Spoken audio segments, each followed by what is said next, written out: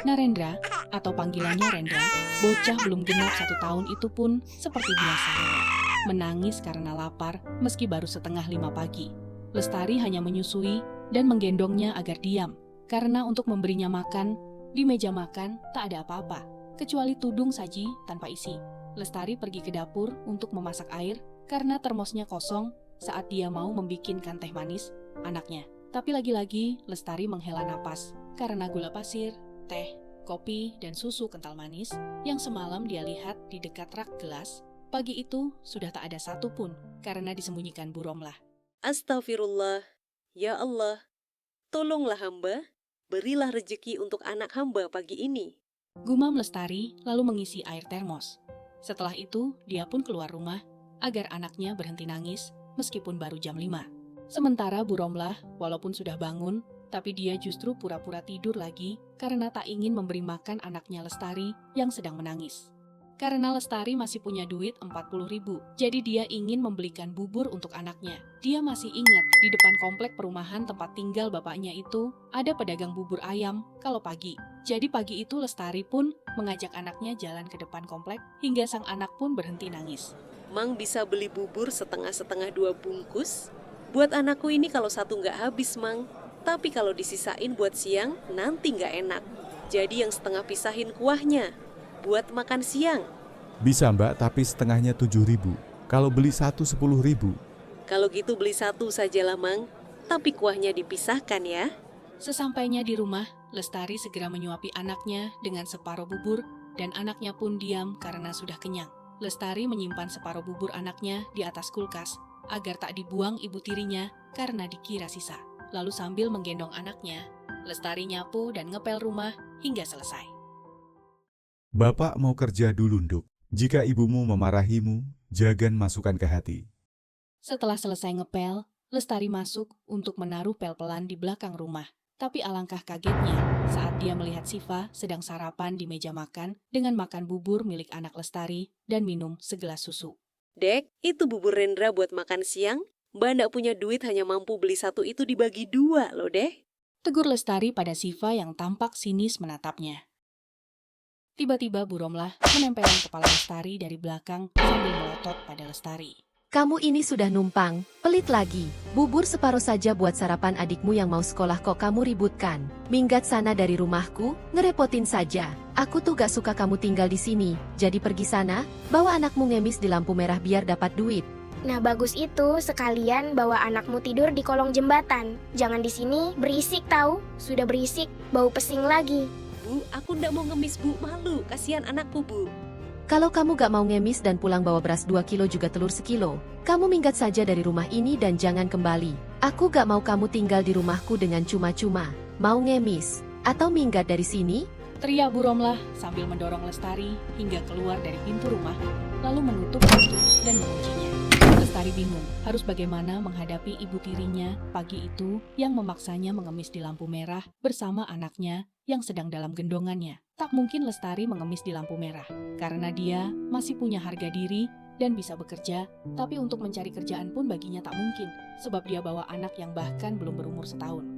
Ya Allah, aku harus kemana ini? Apa yang harus kulakukan?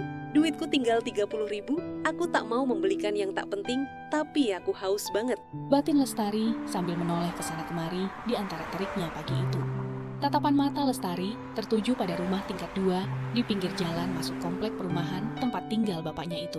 Lestari melihat ada keran air di depan rumah itu yang airnya masih menetes hingga membuatnya menelan ludah karena merasa sangat dahaga. Lestari memberanikan diri menuju rumah tingkat yang pagarnya terbuka separuh itu, lalu dia mengetuk pagar dengan gembok yang tercantel di pagar besinya. Assalamualaikum, Bu. Assalamualaikum. Ucap Lestari sambil mengetuk pagar besi itu. Hingga keluarlah seorang perempuan paruh baya berhijab lebar, menghampiri sambil membawa duit 2.000, lalu mengulurkan pada Lestari karena mengira Lestari pengemis. Assalamualaikum, Bu. Terima kasih, maaf mengganggu. Apa boleh saya minta air dari keran itu, Bu? Sedikit saja, Bu. Buat apa air keran? Lestari hanya diam karena malu mau menjawab buat minum. Dia tak enak hati dengan tatapan curiga dari perempuan pemilik rumah itu. Ya sudah, ambillah. Terima kasih banyak, Bu. Lestari langsung mencuci tangannya, lalu mengisi telapak tangannya dengan air dan segera meminumnya. Perempuan parubaya, pemilik rumah itu, langsung berteriak pada Lestari. Jangan diminum. Itu air mentah, Mbak. Nggak apa-apa, Bu. Yang penting air bersih. Ayo ikut ibu. Kalau kamu haus minta air minum saja ku kasih kok, Mbak. Jangan minum air keran. Ucap perempuan itu lalu menyuruh Lestari menunggu di depan pintu samping. Ini air minum kamu minum saja. Itu ada 2 botol dan ada rotinya juga. Kamu makan sama anakmu nanti. Sekarang pergilah. Keburu anakku datang. Terima kasih banyak ya, Bu. Terima kasih. Semoga Ibu selalu sehat dan rezekinya melimpah, Bu. Amin. Sekali lagi terima kasih ya, Bu. Melihat tangis Lestari yang seakan menyimpan beban kesedihan, perempuan parubaya itu merasa terenyuh, lalu segera merogoh kantongnya dan memberikan duit pada Lestari. Nggak usah, Bu. Ini saja saya sudah berterima kasih pada Ibu. Permisi, Bu. Pamit Lestari sambil menolak duit pemberian perempuan parubaya itu, lalu segera pergi. Beberapa meter dari rumah perempuan baik itu, Lestari berhenti di bawah pohon yang ada di dekat trotoar jalan. Lalu dia pun duduk memangku anaknya dan membuka tutup botol air minum pemberian perempuan tua tadi dan segera meminumnya hingga puas.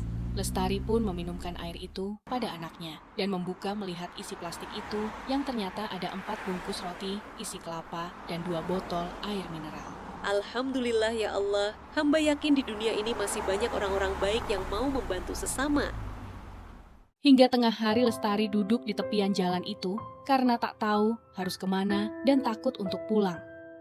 Lestari akan pulang nanti sore jika sang bapak sudah pulang, agar dia tak dimarahi ibu tirinya.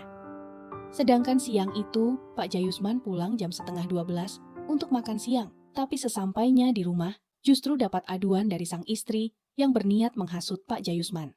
Pokoknya aku ndak mau kalau anakmu itu tinggal di sini, Pak. Ndak mau? Bapak tahu ndak? Tadi pagi dia beli bubur ayam buat sarapan sama anaknya. Si Siva cuma minta sedikit saja ndak boleh.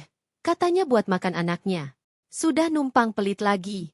Sekarang kemana Lestari, Bu? Pergi kemana aku gak tahu. Orang dandan pakai lipstik merah banget. Mau jual diri mungkin. Jual diri pun mana ada yang mau. Ingat Pak, usir dia dari sini, suruh dia pergi ke kampung suaminya untuk titipin anaknya. Biar dia jadi TKW. Pak Jayusman hanya menghela napas panjang dengan raut begitu sedih.